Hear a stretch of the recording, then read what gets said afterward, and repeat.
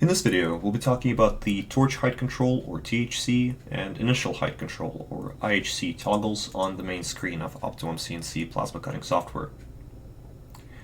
These allow the user to enable or disable initial height control and torch height control. And we'll also talk a little bit about the sensors, as well as the arc voltage readings, and the reference arc voltage, and the two major ways in which we can utilize the reference arc voltage. This video is part of a larger series. For instance, it utilizes material from the plasma settings, which are covered in a different video. And it also utilizes some information from the cut charts that are available in the plasma tab from the main screen of OptimumCNC software. So first off, what is initial height control? Initial height control essentially deals with this first half of the plasma settings graph. So this will be our initial contact with the metal, during which either the floating head sensor or the ohmic sensor will be triggered. Then the system will rise to a defined ignition height above the point of contact between the metal and the IHC sensor.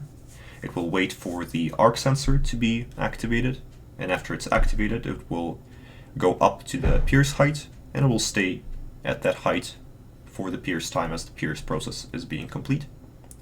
And after the pierce time has passed, the torch will go down to the cutting height and begin the cutting process.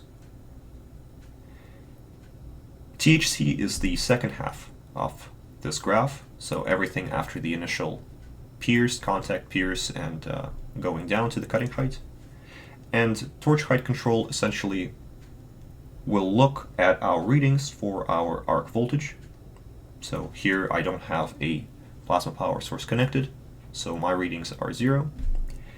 It will look at those readings, and it will try to make sure that they're as close as possible to our reference arc voltage.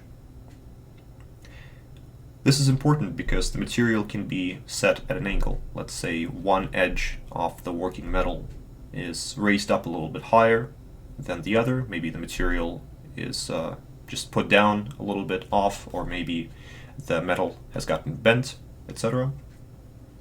But we still want to keep the same height for the plasma cutting torch as the torch goes over the material. We don't want it to be closer or further away at different points. This is why we're looking at the arc voltage as it goes up or down, and the system will essentially move the torch up and down to keep the arc voltage as close to reference as it can. And there are two major ways in which we can obtain this reference arc voltage. One is from our cut charts, so this is a literature value. We described the cut charts in a separate cut chart video in more detail, but essentially we can select some kind of a process, some kind of a material, thickness and current, and the system will give us some values for the speed, height, etc. And the system will also give us some kind of a reference arc voltage to look at. Another method is to simply measure the arc voltage right at the start of the THC process. So let's say we're starting to cut. We take this arc voltage that we have obtained right at the start, and we reference that going forward. So let's say if the metal is higher or lower later, then the system will accommodate for it. And this is useful, for instance, if let's say there is no literature value for the thickness of the material that you're cutting, or perhaps you simply would like to utilize the reference measurement rather than a literature value. And the way you can switch between the two of them is by using this toggle for arc reference voltage cut chart and arc reference voltage automatic.